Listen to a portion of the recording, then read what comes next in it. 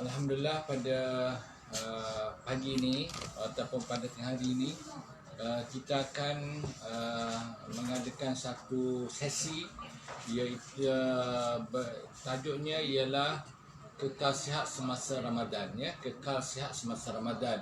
Kerana kita akan menyambut bulan Ramadan beberapa hari saja lagi, mungkin hari Jumaat, ya. Kita akan bermula dengan Ramadan dan kita lihat apa yang akan kita apakah jenis pemakanan yang kita akan adakan semasa Ramadan, ya. Jadi ini sesuatu yang pentinglah bagi kita semua supaya kita tidak menghadapi masalah apabila kita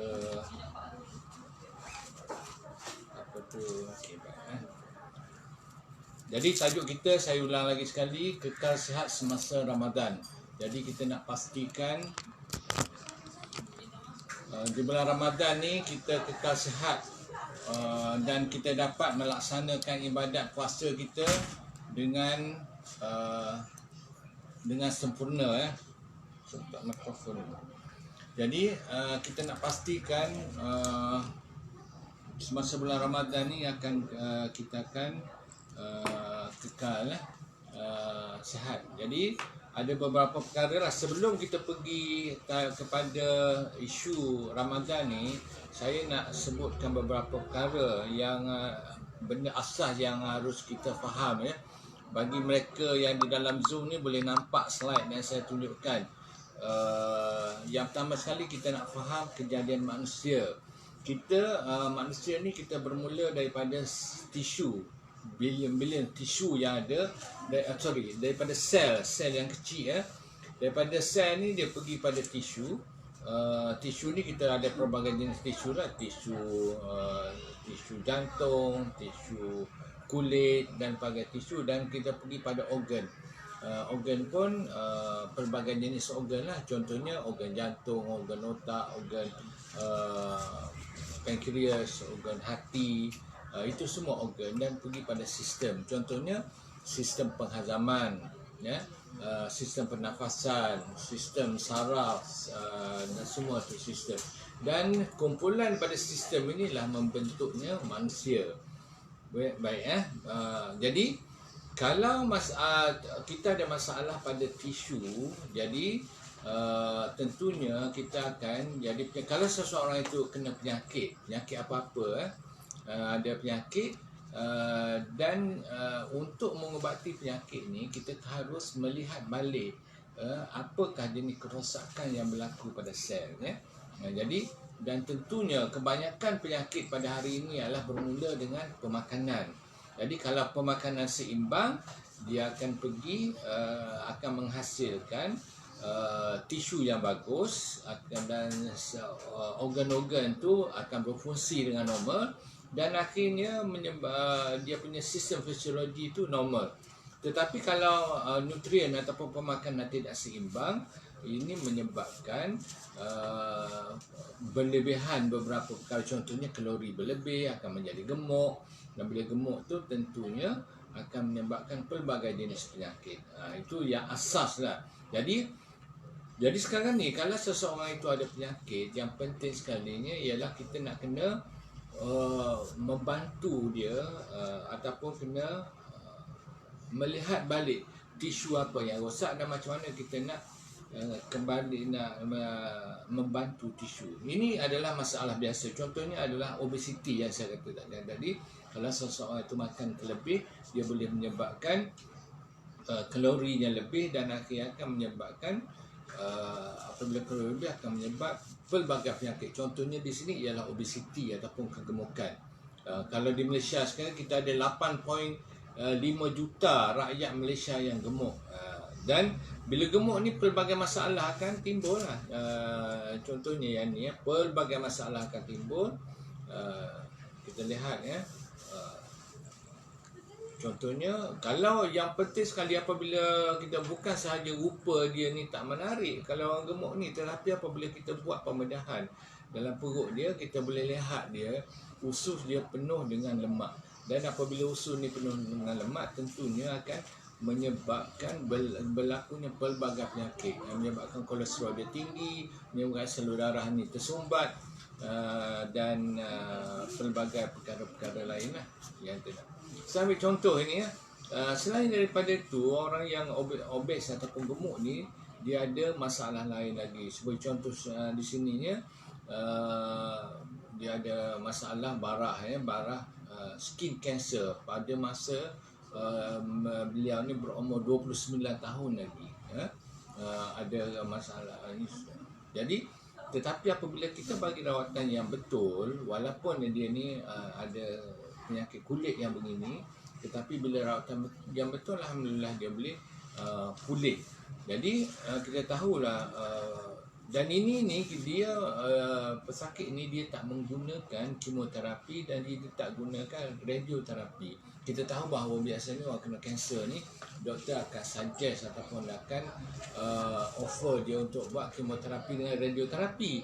Tapi pesakit ni dia tak buat radioterapi dan tak buat kemoterapi. Apa yang dia buat adalah menukar pemakanan dia. Ada jenis makanan yang boleh makan, ada yang tak boleh makan, dan meningkatkan antioksidan dia, dan alhamdulillah dia boleh pulih. Ataupun contoh yang kalau orang diabetik, biasanya dia akan berakhir dengan kaki yang gangren. Doktor nak potong kaki dia dan sebagainya. Ini pun begitu juga. Kalau kita fokus pada kaki saja, tentunya dia tak boleh nak pulih sepenuhnya. Tetapi apabila kita fokus tentang pemakanan dia, ini menyebabkan diabetes ataupun kecemasan dia terkawal dengan elok. Bila terkawal dengan elok, dengan sendirinya dia akan dia boleh pulih. Dan tentu sekali lah kita ada ubat-ubat untuk mengaktifkan pankreas dia. Jadi apabila pankreasnya sudah aktif, dia boleh mengeluarkan insulin secara natural, dan apabila kencing manis dia sudah stabil, kita boleh selamatkan kakinya daripada kena potong. Ini lagi teruk lah kalau tengok gambar ni. Ini semua ni gambar-gambar pesakit saya yang kebanyakannya dia ni adalah doktor nak buat amputation ya, ataupun nak potong kaki dia. Tapi alhamdulillah kita boleh selamatkan. Yang ni pun banyak yang teruk lah yang sebenarnya ya. Okay, itu dari segi kaki. Yang penting sekalinya, yang walaupun dia asalnya doktor nak potong, tetapi dengan cara ataupun kaedah yang kita buat, iaitu kaedah yang paling utama sekali yang kita buat adalah dengan menukar pemakanan dia. Jadi apabila kita tukar pemakanan dia, dia akan boleh pulih sepenuhnya lah. Okey ya. Ini adalah contoh daripada pasal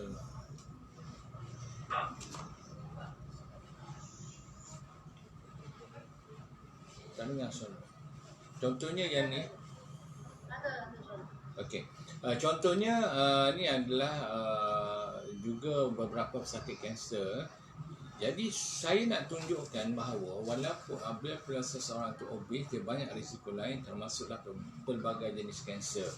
Contohnya kalau lelaki ni dia risikonya prostate cancer dan juga colon cancer ataupun barah usus. Dan kalau di segi perempuannya, dia barah yang kita mahu tak mahu lihat adalah barah payudara ya.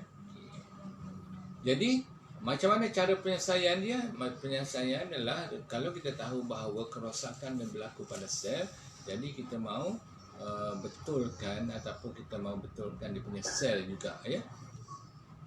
Okey. Jadi apa yang kita buat ialah dengan approach yang terbaiknya adalah kita nak mengembalikan kesihatan sel tu. Jadi macam mana? Iaitu melalui pemakanan ya.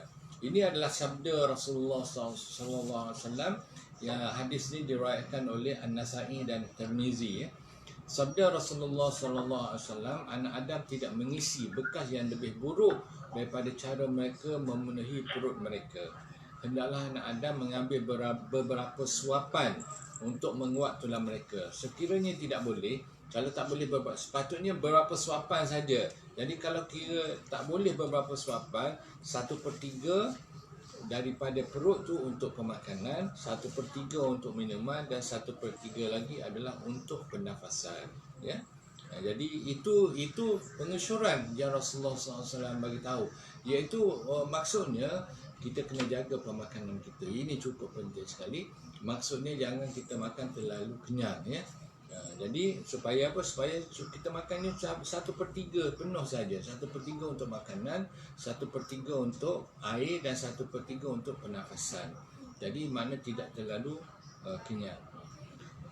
Jadi alhamdulillah minggu insya-Allah pada hari Jumaat kita akan bermula berpuasa. Jadi ini adalah hikmah berpuasa. Kita tahu bahawa Allah SWT ni tidak menurunkan sesuatu kalau benda tu tidak memberi manfaat.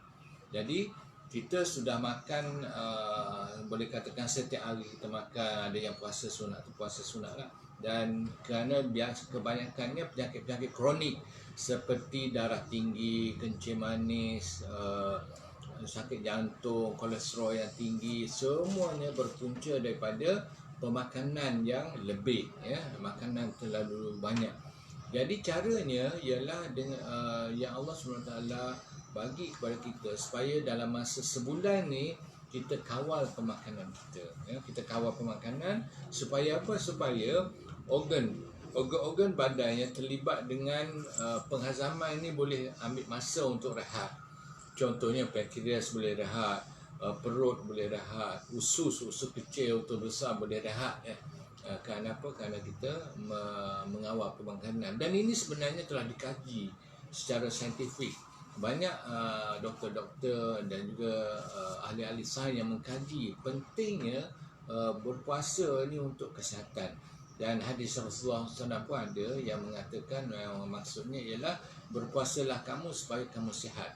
Jadi ini sesuai lah dengan apa yang hari ini pakar-pakar banyak telah memberi membuat kajian, dan memang betul disahkan bahawa dengan berpuasa itu seorang boleh. Contoh, satu-satunya cara untuk kita kalau approach yang dahulu ataupun approach yang biasa, kalau tanya doktor-doktor kat hospital, kalau seseorang itu mengidap kencing manis, apa jawapannya?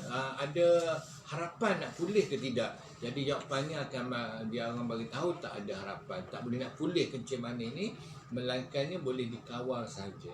Tetapi dengan kita guna approach yang berbeza, iaitu dengan mengawal makan, berpuasa, ini dia boleh memulihkan, bahkan boleh reverse ataupun boleh pulih sepenuhnya daripada kencing manis. Jadi seboleh-bolehnya semasa bulan puasa ni kita gunakan sepenuhnya, bulan puasa ni adalah supaya selepas habis 30 hari kita berpuasa, itu kita akan menjadi lebih sihat dan lebih dan kita penyakit-penyakit ni boleh kawal dengan sepenuhnya. Contohnya, katalah kalau sebelum ni kita ada kencing manis, ya. Kita ada kencing manis. Jadi seboleh-bolehnya kita nak apabila habis je puasa, kencing manis kita boleh terkawal dengan betul. Dengan syaratnya kita ikut cara yang betul lah. Saya selalu kongsikan, mengatakan bahawa kalau kita betul-betul kawal pemakanan kita, insya-Allah diabetes ni kita boleh pulih sepenuhnya. Begitu juga dengan darah tinggi, kolesterol tinggi, dia ada langkah-langkah dia lah. Jadi ini adalah hikmah puasa, kita tahu. Dan selain daripada puasa dari segi fizikal, manfaat dari segi fizikal, kita tahu bahawa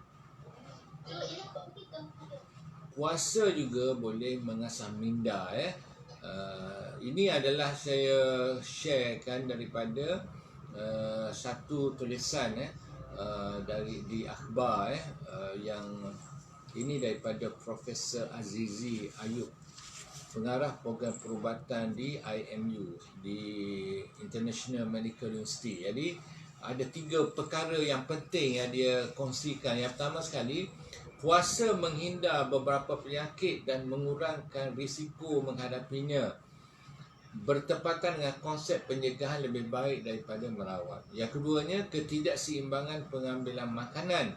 Inilah boleh mengundangkan penyakit dan kemudaratan.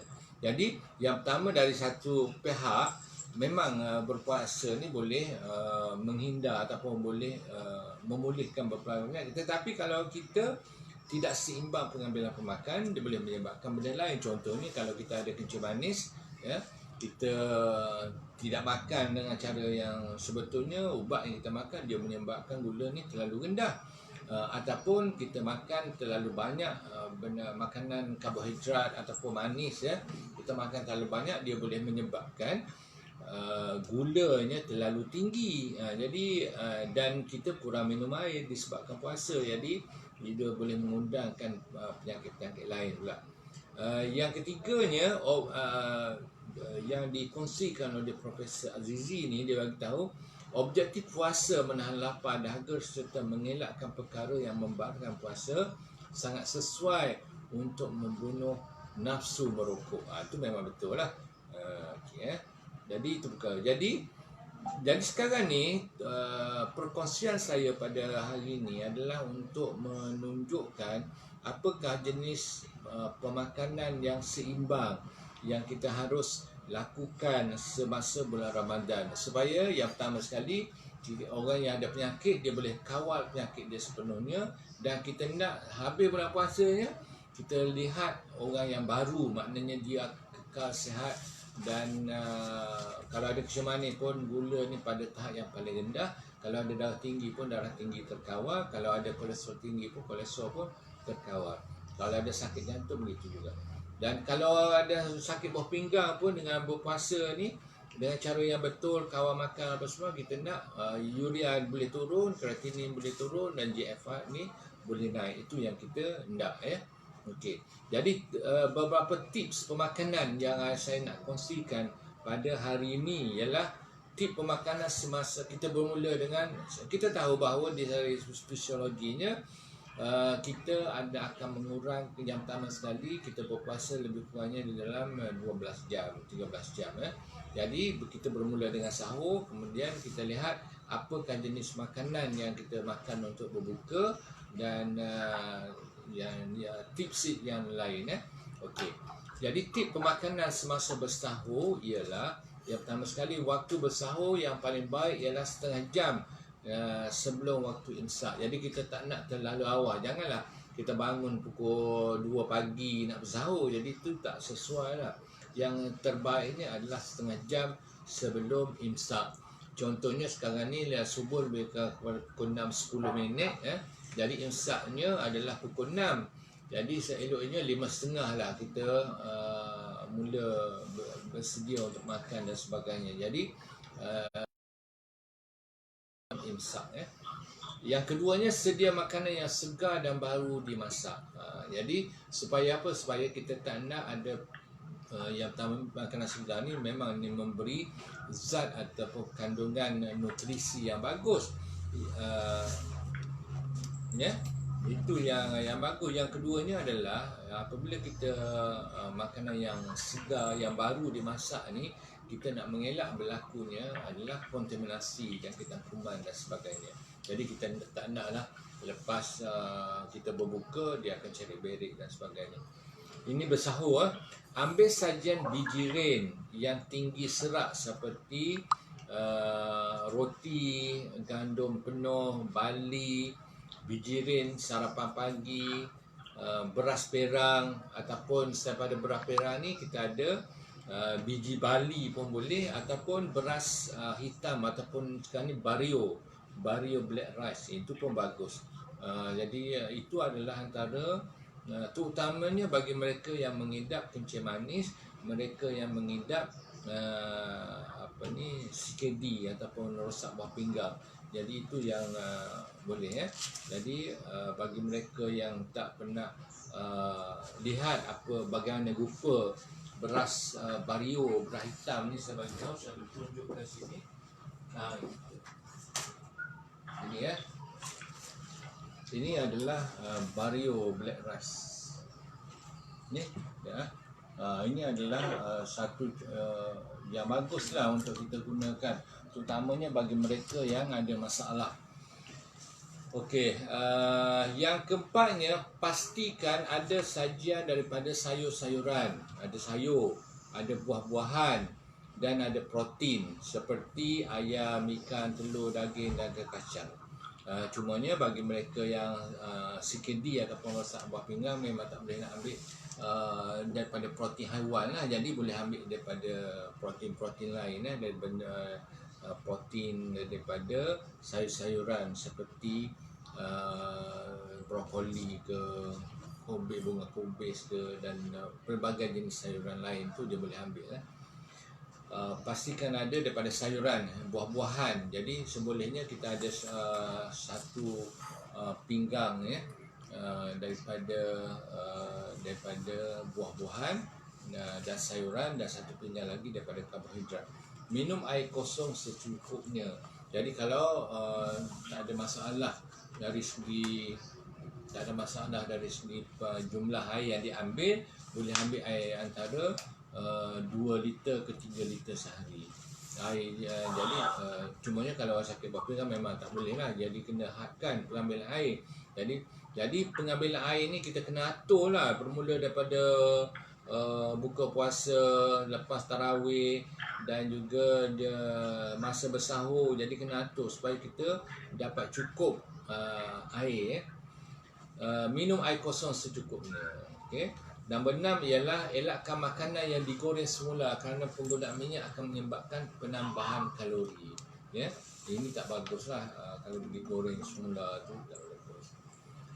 Okey, semasa berbuka macam mana pula? Semasa berbuka, seelok-eloknya berbuka puasa dengan kurma, kita tahu, tapi kurma pun tak boleh banyaklah, dalam 3 biji kurma itu sudah mencukupi. Seelok-eloknya berbuka puasa dengan kurma kerana ia kaya dengan tenaga, serat, vitamin dan juga mineral. Jadi cukup lengkap ada. Buah-buahan segar seperti tembikai, betik boleh juga diambil untuk menggantikan kurma. Jadi sekarang ni saya rasa tak ada masalah. Dari segi kurma tu memang bekalan mencukupi. Yang keduanya, ambil makanan yang ringan terlebih dahulu untuk mengelakkan peningkatan aktiviti gastrik secara mendadak. Ini kita akan tunjukkan apa jenis menu, contoh menu untuk berbuka, menu untuk bersahur. Kita akan tunjukkan selepas ni ya. Okey. Tip pemakanan yang lain.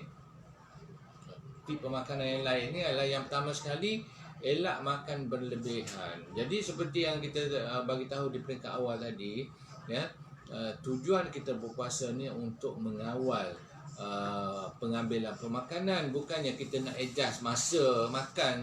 Jadi seorang orang ni bulan puasa ni dia makan sama, jumlahnya sama, cuma cuma diatur masa. Cumanya contohnya makan malam ni, daripada kita makan lepas maghrib apa semua, kita makan masa maghrib. Dan makan tengah hari ni kita letak masa bersahur. Jadi begitu sajalah. Jadi kita tak mencapai matlamat. Jadi kita seboleh-bolehnya kita kurangkan pengambilan makanan semasa bulan puasa, terutamanya pengambilan karbohidrat ni perlu dikurangkan.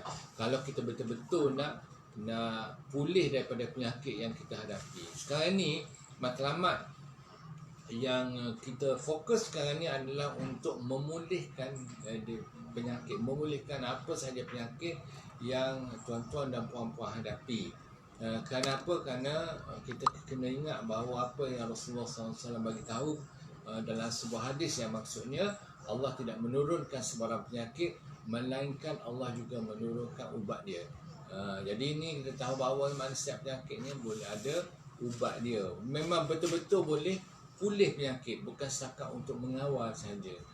Jadi cumanya orang tanya macam mana habis tu, macam mana nak buat untuk pulihkan penyakit. Contoh nak pulihkan kencing manis, nak pulihkan darah tinggi, boleh pulih ke tidak? InsyaAllah boleh pulih, dengan syaratnya kita betul-betul menjaga pemakanan dan ikut betul-betul menu ataupun langkah-langkah yang kita bagi tahu. Okey, tip pemakan sepanjang bulan puasa. Yang pertama sekali, elak makan berlebihan, elak pengambilan minuman berkafein. Minuman berkafein ni seperti kopi, teh, Milo, Nescafe, semua tu ada kafein.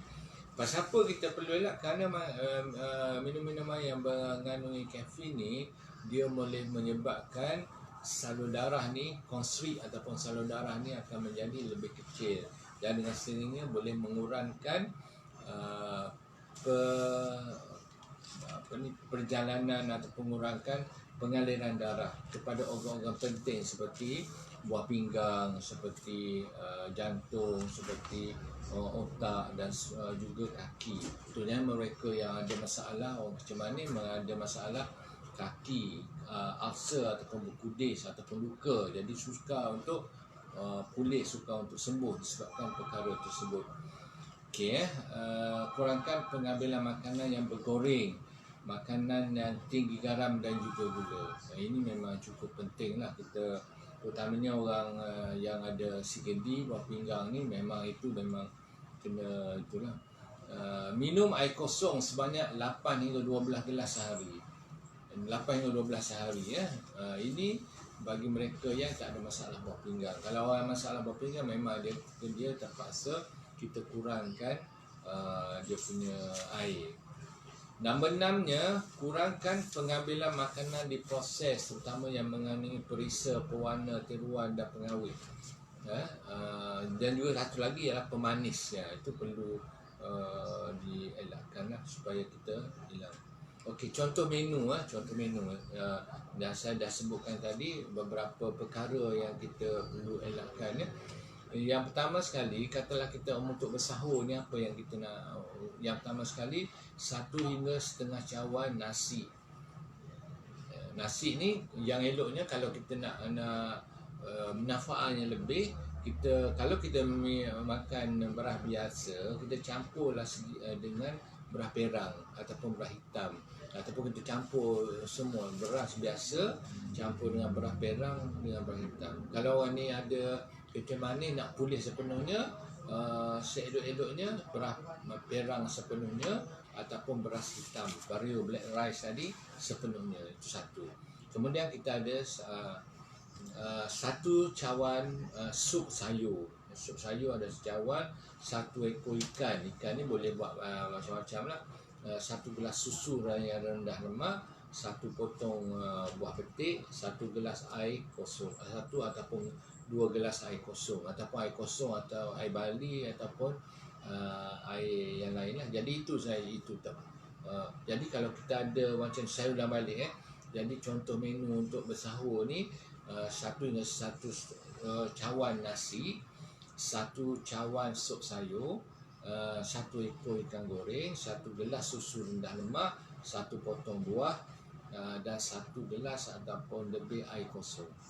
Itu adalah menu untuk bersahur. Jadi ikan ni boleh gilir lah. Ikan ini untuk masa contoh menu untuk berbuka puasa pula. Contohnya selepas masa berbuka masa azan maghrib tu, apa yang kita buat ialah kita makan kurma. Kita nak makan kurma, setengah cawan jus buah-buahan, 1 mangkuk sup sayur, dan juga 2 ketul kuih. 2 ketul je, jangan banyak. Janganlah kita, saya rasa musim ini musim PKP mungkinlah kita boleh kurangkan. Jadi kita kerana bazar Ramadan semua telah dibatalkan. Cumanya takut kita kat rumah ni kita buat kuih ni lebih daripada biasa, sebab kita tak boleh nak beli buat ni, dan bila kita buat ni jadi kita lebih makan lah. Jadi seelok-eloknya kuih ni pun tak boleh banyak lah, 2 ketul saja. Itu makna kita buka dahulu. Yang eloknya sebab kita usus kita, perut dan usus kita masa kita berpuasa tadi, mereka sudah rehat, pergakkan seluruh dan sebagainya. Jadi seelok-eloknya kita berbuka terlebih dahulu, makan bawa minum kuih, minum air dan sebagainya, dan kita terus pergi solat maghrib dahulu. Lepas solat maghrib tu barulah kita makan makanan yang lain. Contohnya 1 cawan nasi, 1 cawan kangkung goreng, 1 ketul ayam ke, daging ke, ataupun ikan ke, 1 biji apple, 1 gelas air kosong terlebih. Kemudian selepas solat tarawih, 1 gelas ataupun lebih air kosong dan kalau nak memang bubur pun boleh jugalah. Okey. Macam mana kita nak relatekan menu tadi dengan kalau kita ada apa kita panggil Ramadan Pack, ya. Ramadan Pack ni adalah macam mana kita nak berpuasa, kita nak kawal pemakanan kita, tetapi kita nak nutrisi yang lengkap, ya. Nutrisi yang lengkap. Jadi macam mana? Jadi kita ada pack Ramadan, dia panggil. Pack Ramadan ni untuk sahur ada, untuk iftar ataupun untuk berbuka pun ada. Jadi untuk sahur ni apa yang kita cadangkan ni diambil ialah untuk bersahur ni supaya apa? Supaya kita cukup tenaga. Jadi tenaga ni kita ambil daripada Forever Life. Ini adalah daripada soya protein, organik protein. Itu yang cukup bagus kerana dia boleh memberi tenaga yang penuh, terutamanya bagi mereka-mereka yang sukar ataupun nak makan, tak ada selera nak makan. Jadi kalaupun dia tak ada selera nak makan, dia tak ambil nasi pun, kalau dia ambil dengan Forever Light susu soya tadi, itu sudah mencukupi untuk memberi tenaga pada dia. Selain pada itu, kita ambil juga daripada aloe vera gel untuk membersihkan usus dan juga untuk beri tenaga yang cukup. Dan ada ambil madu. Madu ni adalah kita ambil 1 sudu madu yang asli Forever Honey ni sudah cukup. Dan madu ni seboleh-bolehnya kita ambil yang terbaik lah. Terbaiknya madu ni kita ambil sebelum makan, ya. Jadi kalau untuk sahur tu, kita bangun sahur tu, sebelum kita ambil yang lain, kita minum madu dahulu. Satu sudu besar madu. Kemudian kita ambil pula bee pollen, ya, bee pollen dan juga 2 RTC. Itu adalah untuk sahur. Kemudian untuk berbuka pula, yang pertamanya kita supaya kita bagi cukup zat untuk badan kita, iaitu kita ambil 60 ml Pomastin, ya. Pomastin ataupun ini adalah jus daripada delima campur dengan manggis. Ini cukup bagus kerana merupakan antioksidan yang tinggi. Kemudian kita ambil pula adalah aloe vera gel 60 ml, ambil bee pollen dan juga ambil minyak ikan dan juga minyak zaitun RTC. Dan snacknya maknanya selepas kita bersolat tarawih, apa yang kita nak ambil, kita ambil daripada madu balik banyak sudu. Jadi itu adalah pack yang harus kita lakukan.